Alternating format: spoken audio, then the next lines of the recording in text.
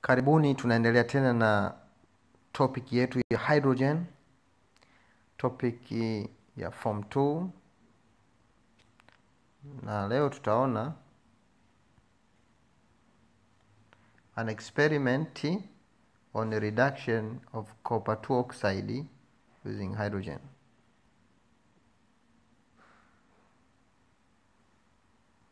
Reduction, kama tunavyofahamu, niliwaeleza reduction maana yake ni removal of oxygen from a substance.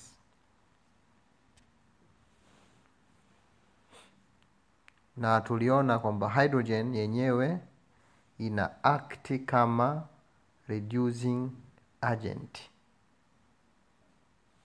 Aim of the experiment to investigate the effect of hydrogen on copper 2 oxide. Hapa reaction inatokea ni reduction ya copper 2 oxide, na reducing agent wetu ni nani? Ni hydrogen. Procedure.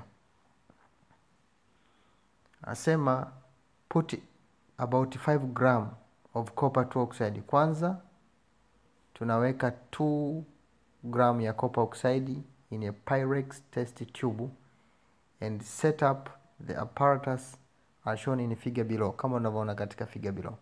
Observe and note the color of copper 2 oxide before the start of the experiment. Pia tutaangalia color ya copper 2 oxide kabla ya experiment. What color is it? Rangi gani? Tutaiangalia. Na kwa nini tunaangalia color before and after experiment? Reaction inapotokea kunakuwa na changes, na moja ya njia ya kujua kama reaction imetokea ni kuangalia color change, color before and color after experiment. Kwa hiyo kitu muhimu kuzingatia. Procedure namba 2 anasema by means of Thisto funnel add hydrochloric acid in a bottle containing zinc metal. Kwa hiyo hapa tuna add kwa kutumia Thisto funnel hydrochloric acid ambayo ni dilute. Tuna add katika zinc metal kwa ajili ya nini? To generate hydrogen gas. Ili kuigenerate hydrogen tunatumia hydrochloric acid na zinc metal. Pass the gas through a U-tube containing solid drying agent calcium chloride.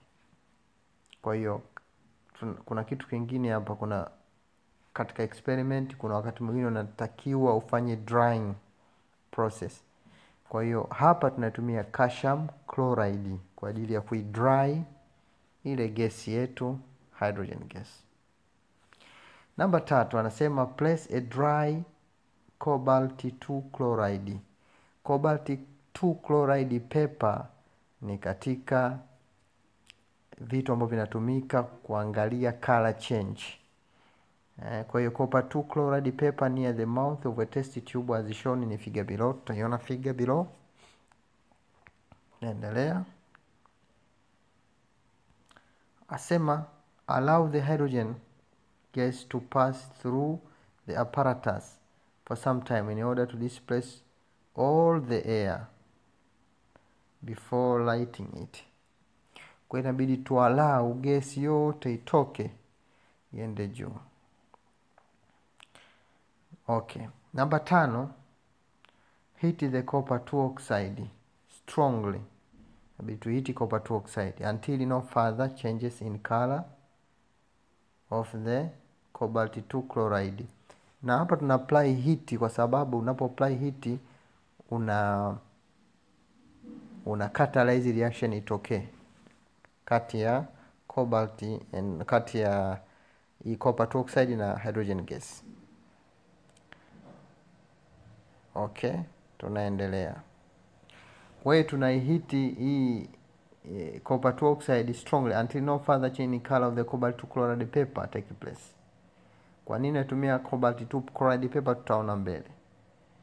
You may repeat the experiment using lead 2 oxide, kwa kutumia lead 2 oxide. Tutaona kwa nini tunatumia hivyo. Kitu cha msingi hapa kama tunavyoona katika hii diagram yetu, hapa kuna hydrochloric acid, tunamimina huku chini kuna zinc, na lengo hii ni kuigenerate nini? Hydrogen gas. Hydrogen gas na pass humu kuna calcium chloride kwa ajili ya kufanya nini? Drying agent. Hiyo inakwenda, kwa hiyo hapa kuna nini chini hapa tumeweka? Copper 2 oxide. Inakuja kureact na hydrogen gas ambayo tumeigenerate huku. Hapa kuna nini? Kuna copper, kuna cobalt chloride, cobalt 2 chloride paper. Tutaona. Kwa hiyo system ipo kama hivyo. Okay. Tunaona swali moja. Swali la kwanza nasema, what happens to the copper 2 oxide during the experiment? Copper 2 oxide imefanya nini? Tunarudi sasa kwenye majibu yetu. Kwanza tuliambiwa tuangalie color ya copper 2 oxide before experiment. Color ya copper 2 oxide ni nini? Ni black. Ilipo react copper 2 oxide, ilipo react na hydrogen, katokea kitu reduction. Umeona? Kwa hiyo copper imekuwa reduced to copper. Copper 2 imekuwa reduced to copper metal. Kwa hiyo hapa kwa kutumia hydrogen kama reducing agent, na copper ni rangi yake nini? Ni brown. Kwa hiyo from copper 2 oxide ambayo ni black to brown. Kwa hiyo nadhani tumelijibu ile swali la kwanza. Tunakuja swali la pili, anasemaje? What happens to cobalt 2 chloride paper? Ile karatasi imefanyaje? Tutaona. Why is it used? Kwa nini inatumika? Why is it used? Why is it used? Okay. What other substance can serve the same purpose as cobalt 2? Kitu gani kingine, chemical gani nyingine kinaweza ikatumika instead of what? Cobalt 2 chloride paper. Kuja kwenye majibu. Kwanza anasema, jibu la kwanza, cobalt 2 chloride paper changes, imebadilika its color from blue to pink. Kwa nini imebadilika? Tutaona. Kwa sababu ya formation of what? Of water. Water ndio imesababisha hii cobalt 2 chloride paper kuchange from blue to pink. Na water imekuwa formed vipi? Reaction hii hapa hii. Copper 2 oxide plus na hydrogen gas. Hapa utapata copper plus water plus water. Kwa hii water ndio imesababisha ile paper kuchange from blue to pink. Tunaendelea. B. The paper is used to indicate that water has been formed in the reaction between copper oxide, copper 2 oxide and hydrogen. This water turns the color of the paper from blue to pink. Ndio tumeshalijibu. C. Anasema the other substance that can be used instead of cobalt 2. Okay, instead of cobalt 2 paper, cobalt 2 chloride paper ni nini? Ni white anhydrous copper 2 sulfate. White ni muhimu sana. Anhydrous copper 2 sulfate ambayo inatani from blue to what? When contact with water. Kwa hiyo anhydrous copper 2 sulfate ambayo ni white ikikumbana na maji yenyewe ina change na kuwa nini? Inakuwa blue. Kwa hiyo instead of cobalt 2 chloride paper tunaweza tukatumia anhydrous copper 2 sulfate. Ndani itakuwa imefahamika. Swali namba 3.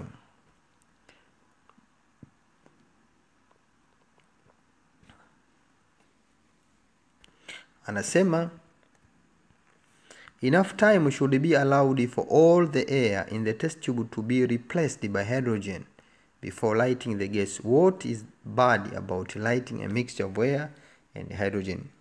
Enough time, unabidi tu allow ile test tube to be replaced by hydrogen. Why?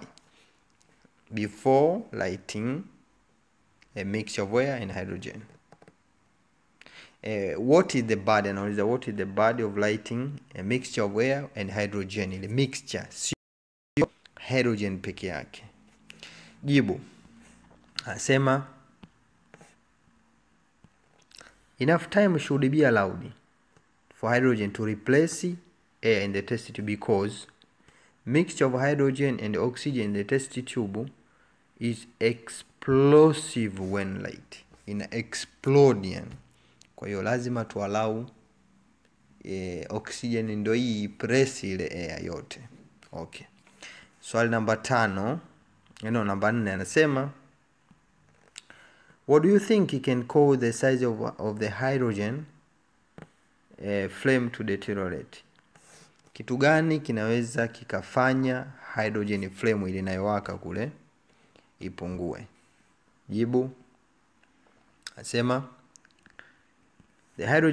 the size of the hydrogen flame deteriorates with time. Kwa nini? Hydrogen supply grows smaller. Kwa hiyo inapungua following complete displacement of hydrogen of the hydrochloric acid with the zinc. Kwa hiyo ikiwa displacement ile ya zinc pamoja na hydrochloric acid, si tuna produce hapa hydrogen gas. Full displacement of hydrogen of the hydrochloric acid with the zinc. Kwa hiyo itakwenda inafikia sehemu full kabisa. Kwa hiyo baadaye inapungua, yani kama kitu naona katika graph labda kimekwenda kimejaa. Kimejaa then kitakuwa kinashuka yani. Kitakuwa kinashuka yani. Yeah. Anasema deterioration can also be, lakini pia inaweza ikawa inapungua kwa sababu gani? Use of excess copper 2 oxide. Kwa sababu copper 2 oxide inaitumia ile hydrogen. Kwa hiyo kama kutakuwa na excess copper 2 oxide, ile hydrogen itakuwa inatumika sana, kwa hiyo hydrogen itakuwa inapungua. Au strong heating. Tunapofanya strong heating pale tuna catalyze reaction, maana yake nini? Hydrogen itakuwa inatumika sana, kwa hiyo itapungua kule juu. Meaning that most hydrogen is used in the reduction of the what? The oxide. Nadhani itakuwa imefahamika. Okay, swali namba 5. Nasema what element did hydrogen take from the copper 2 oxide? From copper oxide hapa. Is no hydrogen. Hydrogen kwenye copper 2 oxide imechukua nini? Hydrogen imechukua oxygen hapa. Tutaona. Can hydrogen take the same element from any metal oxide? Hapa si kuna metal hii hapa hii copper. Je, ikiwa metal nyingine, kwa mfano ikiwa iron oxide mfano, je hydrogen inaweza ikaichukua hii iron? No, sorry. Hydrogen inaweza ikaichukua hii oxygen hapa mfano. Ndio swali lenyewe. Sasa sikiliza anavyojibu huko. Anasema the element taken by hydrogen from copper 2 oxide is oxygen, kama nilivyosema. Hii hydrogen imechukua nini? Oxygen. Hapa ndio imekuja kutengeneza nini? Water. Asema in this experiment hydrogen reduces copper 2 oxide to copper. Kwa hiyo hii hapa hii from copper oxide to copper, hapa imefanyika kitendo kinachoitwa nini? Reduction, kwa sababu copper hapa ina charge ya positive 2, hapa ina charge 0. Kwa hiyo ifanya reduction kutoka positive 2 kuja 0. While hydrogen itself is oxidized to water, lakini hydrogen hapa hydrogen imekuwa oxidized to water. Maana charge ya hydrogen hapa ni nini? Ni 0. Charge ya hydrogen hapa ni +1. Kwa hiyo from 0 to +1 hapa imetokea kitu kinaitwa oxidation. Kwa hiyo reaction hii huko topic za mbele huko tutaona inaitwa redox reaction, sababu inatokea oxidation na reduction. Lakini kwa level hii ni kujua tu vitu vidogo vidogo. Tunaendelea. B anasema jibu ni no. Sio kila metal oxide, katika metal oxide hydrogen anaweza ikaichukua hiyo oxygen. Hydrogen can only reduce those metal that are below in the electrochemical series. Katika electrochemical series kuna series inaitwa electrochemical series, nadhani katika topic za mbele tafahamu, lakini kiufupi kabisa hydrogen inaweza ikaichukua oxygen katika metal oxide, metal ambayo iko chini ya hydrogen katika electrochemical series. Nadhani tuishie hapa, nadhani itakuwa imefahamika. Tutaendelea tena katika darasa inayofuata.